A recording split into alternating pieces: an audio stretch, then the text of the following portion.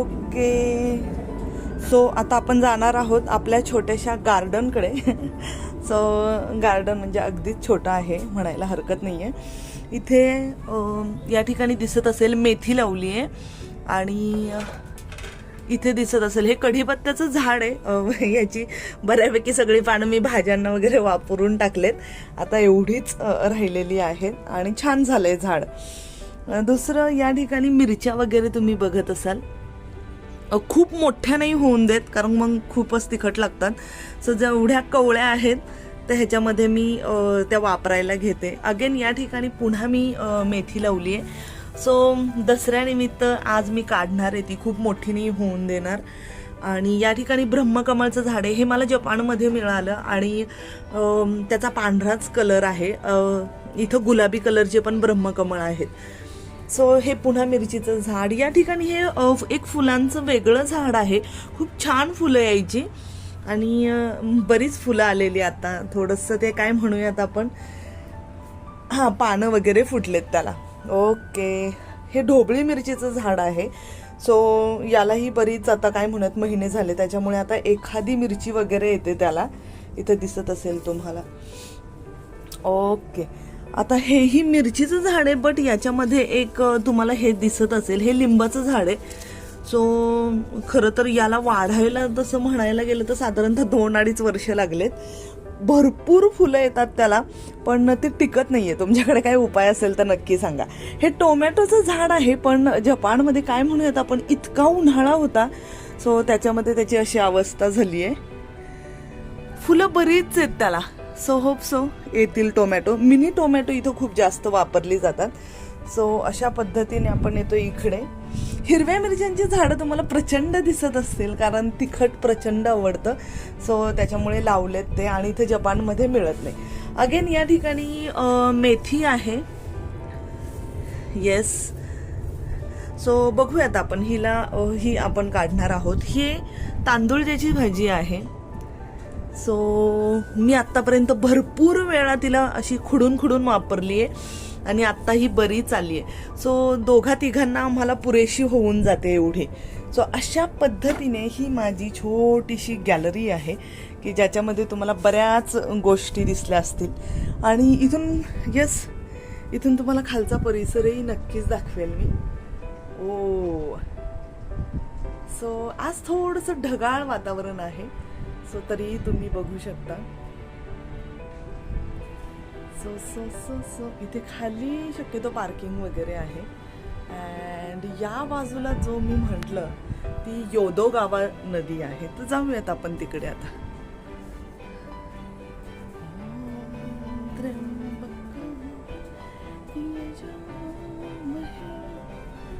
Yes. So हा असा सगळा आपल्या घराचा परिसर आहे. दिसत असेल तुम्हाला.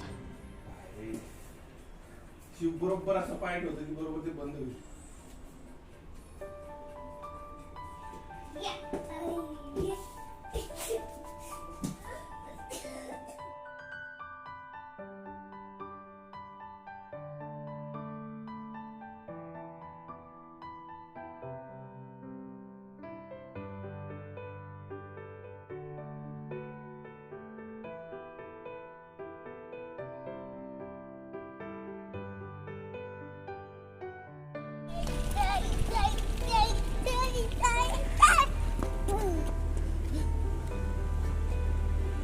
चला.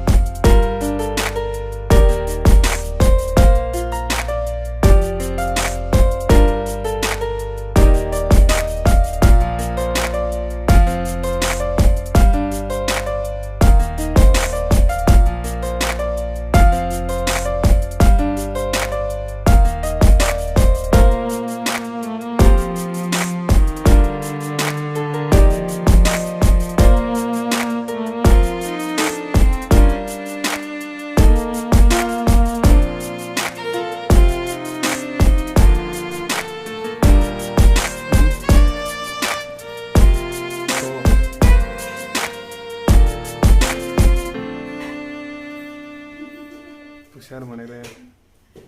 काय लावले तुम्ही?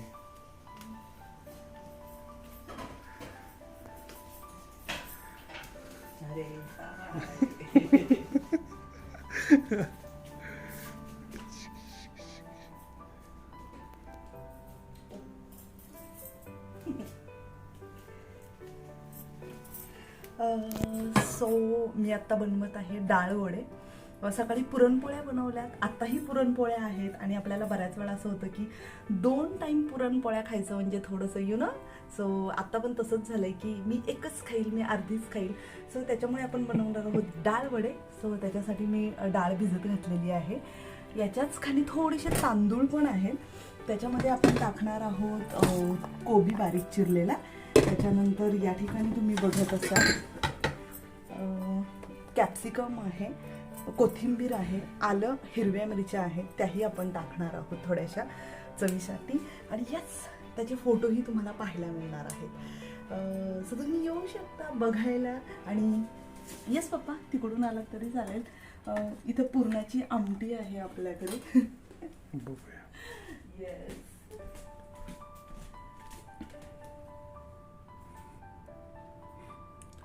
थोडासा शिवतेतला दाखवलं.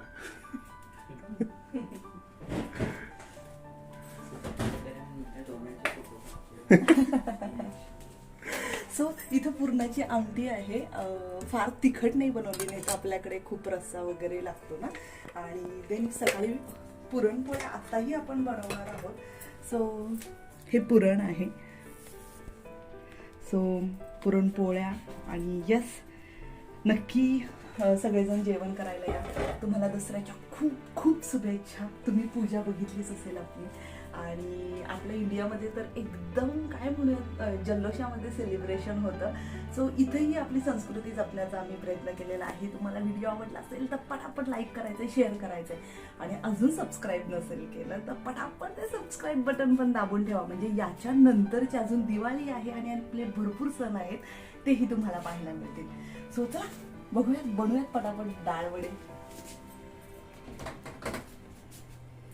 येस, आता मी पहिले मिक्सरला लावून घेते. हे थोडंसं त्याच्यामध्ये आपण आलंही टाकूया. Yes, okay, thank you.